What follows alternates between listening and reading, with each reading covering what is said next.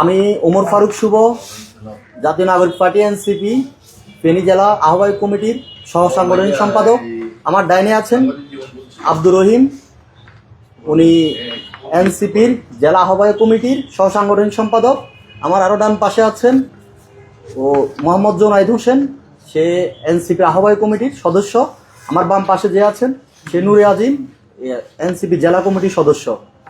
আমাদের আজকে সংবাদ সম্মেলনের মূল উদ্দেশ্য হলো জাতীয় নাগরিক পার্টি এনসিপি থেকে স্বেচ্ছা পদত্যাগ প্রসঙ্গে। শুরু করবো এবার।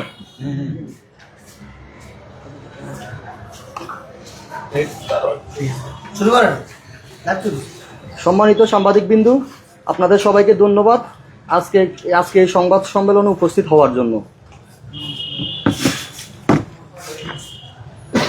জনাব,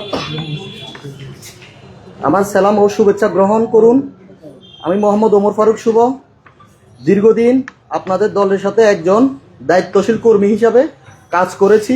জুলাই গণ অভ্যুত্থানের পরবর্তী সময়ে জাতীয় নাগরিক পার্টি এনসিপি মধ্যমপন্থা রাজনীতি করার প্রতিশ্রুতি দিলেও বর্তমানে এনসিপি নিজস্ব মতাদর্শ থেকে সরে দাঁড়িয়েছে, যার ফলে ব্যক্তিগত ও নীতিগত দিক বিবেচনায় আমি জাতীয় নাগরিক পার্টি এনসিপি থেকে স্বেচ্ছা অব্যাহতি অর্থাৎ পদত্যাগের সিদ্ধান্ত গ্রহণ করেছি।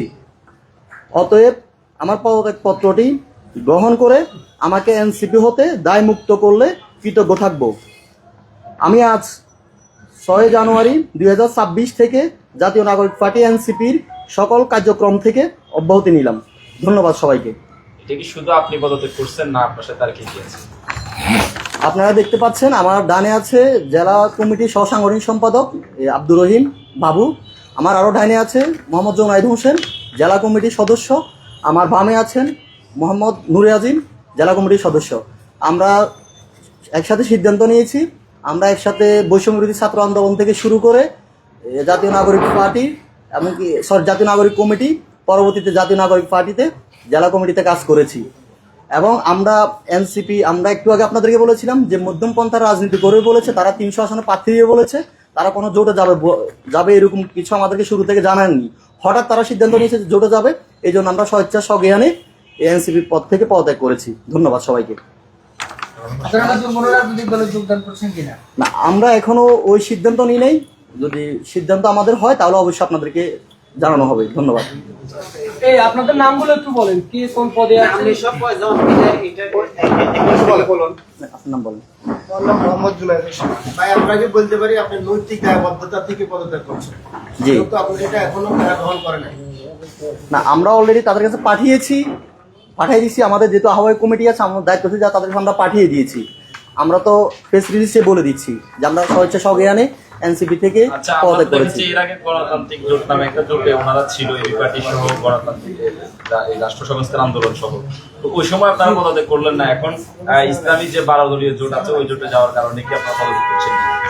আপনারা জানেন, যখন এনসিপি 3 দলীয় জোটের সাথে যখন জোট করেছে তখনও আমরা পক্ষে ছিলাম, কারণ রাষ্ট্র সংস্কারের সবাই পক্ষে, তো আমরাও ওইটার পক্ষে ছিলাম। পরবর্তীতে এনসিপি যখন 8 দলীয় জোটে গিয়েছে, প্রথম যে জোটটা হয়েছে ওটা তো নির্বাচনের কোনো বিষয় বলেনি, অর্থাৎ রাষ্ট্র সংস্কার জোট বলেছে ওনারা। পরবর্তীতে যখন ভোটের জন্য ত্রাদশ নির্বাচন যেটা হবে, ওই নির্বাচনে আপনার সংস্কার সবকিছু ইস্যু সামনে নিয়ে এসে তারা জোট করেছে, ওই জোটের আমরা বিপক্ষে অবস্থান করছি। ওনারা স্বতন্ত্রতা হারিয়েছে, আমরা এই জন্য পদত্যাগ করছি।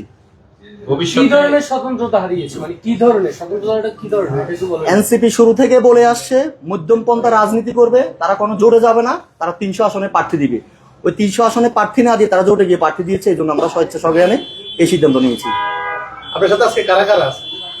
আমরা ইতিমধ্যে বলেছি, আমার ডানে আছে আব্দুর রহিম। আপনারা যে পদত্যাগ পত্রটি আজকে এখানে এসে বললেন, এই পদত্যাগ পত্রটি কি সাংবাদিকদেরকে জানাইলেন? সাংবাদিকদের কাছে পদত্যাগ করলেন নাকি দলের কাছে পদত্যাগ করলেন? আমরা দলের কাছে করতেছি, সাংবাদিকদের কাছে নয়। অর্থাৎ আপনাদেরকে প্রেস রিলিজ দিয়েছি, এবং কি আমরা অলরেডি কেন্দ্রে দলকেও পাঠিয়েছি, এবং কি মেলে, এবং কি আমরা জেলা অফিসেও পাঠিয়েছি পদত্যাগ পত্র। জি। দল থেকে কি আপনাদেরকে কিছু বলছে কিনা, যেহেতু আপনারা বর্তমান রানিং না, কমিটিতেই আছেন? আমাদেরকে ওরকম কিছু বলেনি দল থেকে। আচ্ছা, ভবিষ্যতে কি এনসিপিতে আবার যোগ দিবেন কিনা? না, সেটা না, পরবর্তী সিদ্ধান্ত হবে সেটা আমাদের। ওকে, ঠিক আছে, সালাম আলাইকুম।